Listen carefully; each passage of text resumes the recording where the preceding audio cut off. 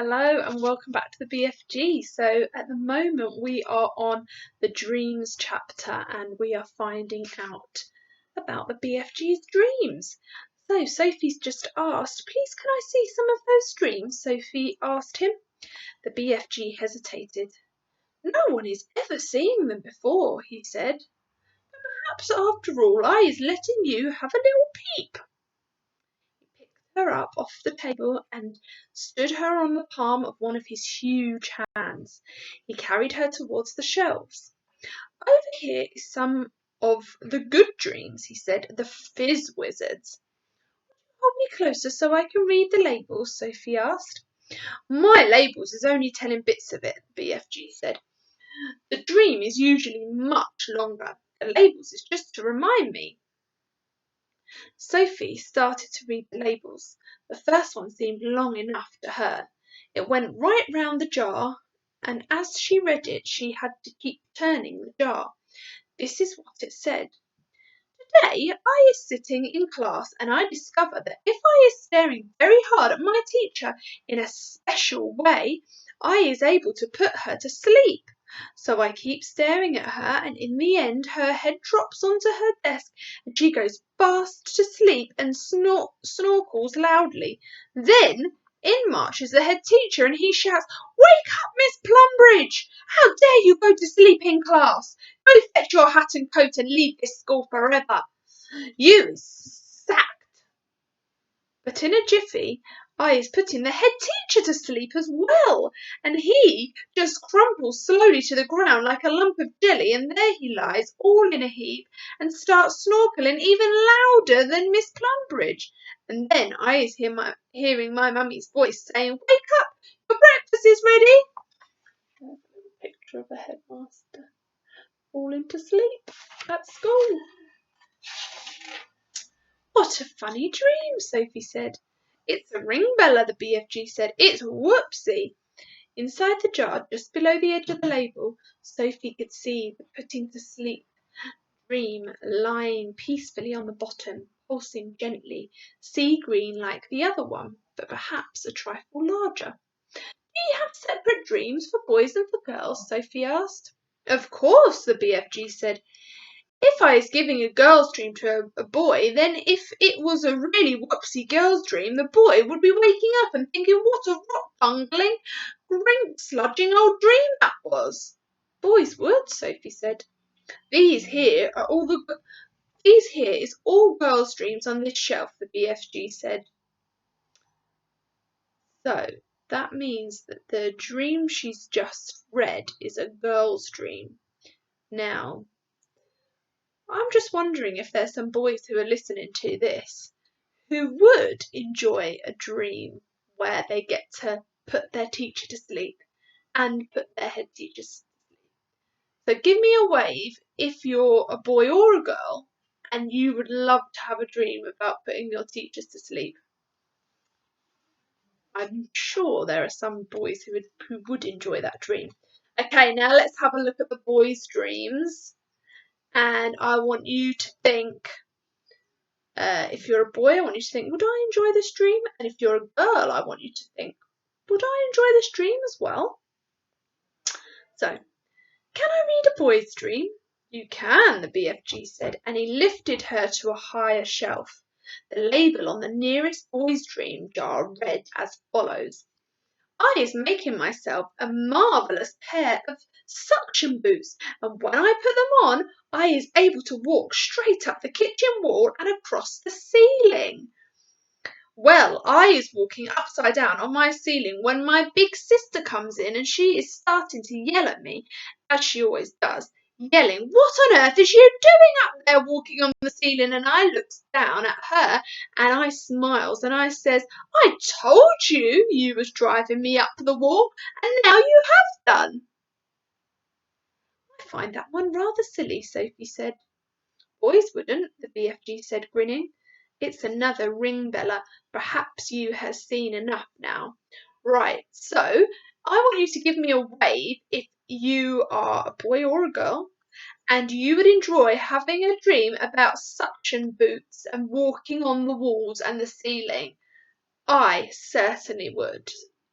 And I don't think that's a dream for boys. Let's see, right, so let's read another boys one, Sophie said. Have a think. Do you think this dream's just for boys? Are you a girl and would you enjoy this dream as well? The telephone rings in our house and my father picks it up and says in his very important telephone voice, "Simpkins speaking." Then his face goes white and his voice goes all funny and he says, "What? What? Who?" And then he says, "Yes, sir, I understand, sir, but surely it is me you is wishing to speak to, sir, not my little son." My father's face is going from white to dark purple and he is gulping like he has a lobster stuck in his throat. And then at last he's saying, "Yes, very well, sir, very well. I will get him, sir." And he turns to me and he says in a rather respectful voice, "Is you knowing the President of the United States?" And I says, "No, but I expect he is hearing about me." Then I is having a long talk on the phone and saying things like, "Let me take care of it, Mr. President. You'll bungle it all up if you do it your way." And my father's eyes is boggling right out of his head. And that is when I is hearing my father's real voice saying, "Get up, you lazy slob, or you'll be late for school." Right, so put your hand up if you would love to have a dream where you get to talk to a president or a prime minister of a country. Is that a dream that's just for boys? Or do you think girls might enjoy that as well? "Boys is crazy," Sophie said. "Let me read this next one." Sophie started reading the next label. I is having a bath and I is discovering that if I press quite hard on my tummy button, a funny feeling comes over me and suddenly my legs is not there, nor is my arms. In fact, I've become absolutely invisible all over. I is still there, but no one can see, not even myself. So my mummy comes in and says, "Where is that child? He was in the bath a minute ago and he can't possibly have washed himself properly." So I says, "Here he is." And she says, "Where?" And I says, "Here." And she says, "Where?" And I says, "Here." And she yells, "Henry, come up, quick!" And when my daddy rushes in, I is washing myself and my daddy sees the soap floating around in the air. But of course he's not seeing me and he shouts, "Where are you, boy?" And I says, "Here." And he says, "Where?" And I says, "Here." And he says, "Where?" And I says, "Here." And he says, "The soap, boy, the soap! It's flying in the air!" Then I press my tummy button again and now I is visible. My daddy is squiffy with excitement and he says, "You is the invisible boy." And I says, "Now I's going to have some fun." So when I is out of the bath and I have dried myself, I put on my dressing gown and slippers and I press my tummy button again to become invisible. And I go down into the town and walk in the streets. Of course, only me is invisible, but not the things I is wearing. So when people is seeing a dressing gown and slippers floating along the street with nobody in it, there is a panic with everybody yelling, "A ghost! A ghost!" And people are screaming left and right, and big strong policemen is running for their lives. And best of all, I see Mr. Grummet, my algebra teacher, coming out of the pub, and I float up to him and say, and he lets out a frightsome howl and dashes back into the pub, and then I was waking up and feeling happy as a squiffquiddler.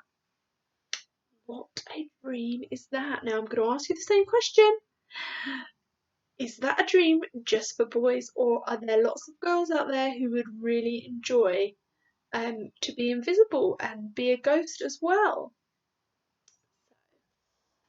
"Ridiculous," Sophie said. All the same, she couldn't resist reaching down and pressing her own tummy button to see if it worked. Nothing happened. "Dreams is very mystical things," the BFG said. "Human beings is not understanding them at all.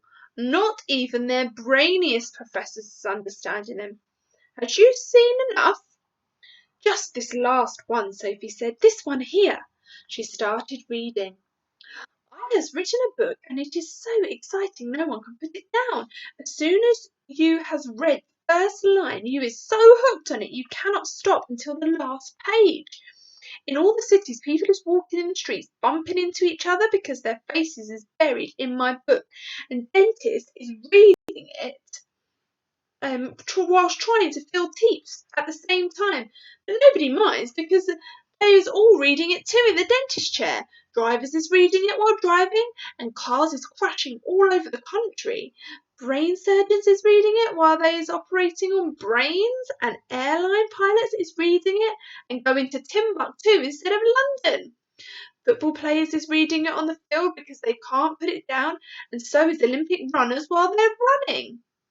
Everybody has to see what's going to happen next in my book, and when I wake up, I still tingling with excitement at being the greatest writer in the world has ever known, until my mummy comes in and says, I was looking at your English exercise book last night, and really your spelling is atrocious, and so is your punctuation.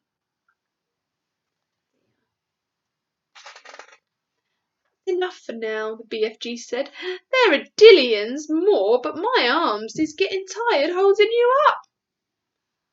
So we'll stop there, maybe. They're finished with their dreams now, but the chapter is still not over. So we'll see what happens next. A very interesting point there, because the BFG did have different dreams for girls and different dreams for boys. Now, and we had a little think about whether some of those boys' dreams were actually dreams that girls might enjoy as well, or maybe they are boys' dreams that maybe some boys wouldn't enjoy. So what I'm wondering is, do you think boys and girls have very different dreams, or do you think they could enjoy similar dreams? And if they have different dreams, why would they have different dreams? Why do we think they have different dreams? We could carry on along this theme. Do you think boys and girls should have different clothes? Do you think boys and girls are have different interests and hobbies? Do they like different things? I'll leave you to have a think, and maybe if there's boys and girls in your house, you can have a little discussion together about that one, or tell each other what dreams you had that when you wake up in the morning. Compare your dreams. Okay, see you tomorrow.